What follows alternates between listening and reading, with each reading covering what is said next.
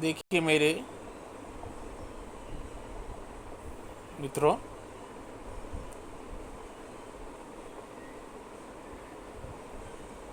आज हम काव्य शास्त्र के अंतर्गत शब्द शक्ति को समझने का प्रयास करेंगे। साहित्य का निर्माण शब्दों के द्वारा होता है।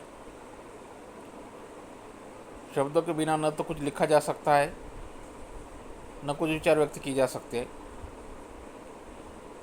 हमारे मन में संसार जगत से संबंध जो भाव उत्पन्न होते हैं,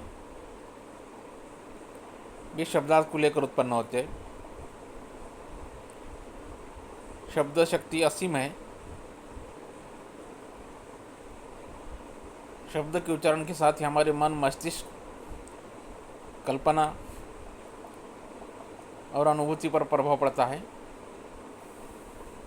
जैसे अचार, चटनी, इमली का नाम लेते ही मुंह में पानी भर आता है। और भूत या सांप शब्द का उच्चारण करते ही मन में भय का संचार होता है। ये प्रभाव अर्थगत है। जिस शक्ति के द्वारा वो अर्थगत प्रभाव पड़ता है उसे शब्द शक्ति कहते हैं।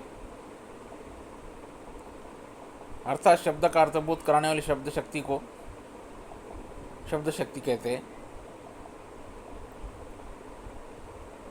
शब्दों से अर्थ का बोध होता है। भाषा में शब्द 3 प्रकार के होते हैं: वाचक, लक्षक और व्यंजक। इनके अनुसार ही अर्थ भी 3 प्रकार के होते हैं: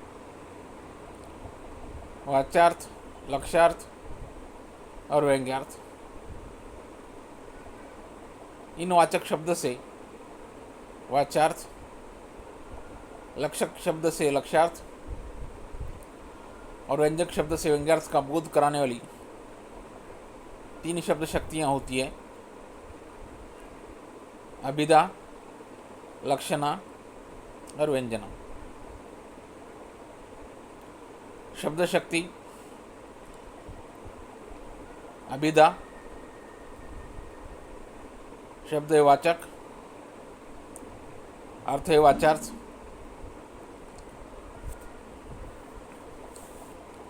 लक्षणा शब्द शक्ति लक्षक, अर्थ है लक्ष्यार्थ, व्यंजना शब्द शक्ति व्यंजक, व्यंग्यार्थ। अब हम देखेंगे प्रथमतः अभिधा शब्द शक्ति। जिस शब्द शक्ति के द्वारा शब्द के मुख्य अर्थ का बोध होता है उसे अभिधा शब्द शक्ति कहते हैं। अर्थात इसके द्वारा शब्द का सामान्य प्रचलित मुख्य अर्थ समझा जाता है।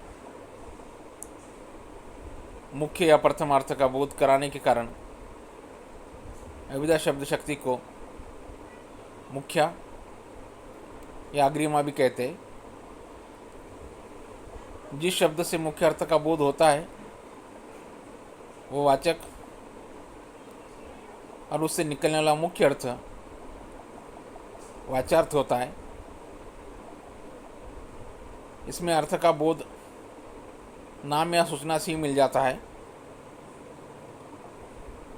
जैसे हाथी कहते ही 4 पैरों वाला प्राणी आंखों के सामने आ जाता है। जो पशु या जानवर का बोध कराता है, जिसका शरीर बहुत मोटा है, बड़े बड़े कान और लंबे लंबे दांत हैं। इसी प्रकार घोड़ा, बैल, गधा, गंगा, पर्वत, नगर आदि वाचक शब्द है। इनके उच्चारण से ही मूल अर्थ का बोध होता है। उदाहरणार्थ, घोड़ा घास खा रहा है। इस वाक्य में आए सभी शब्द वाचक है। घोड़ा जानवर विशेष को कहते हैं,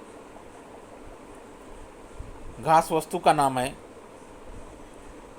और खा रहा है क्रियापद है।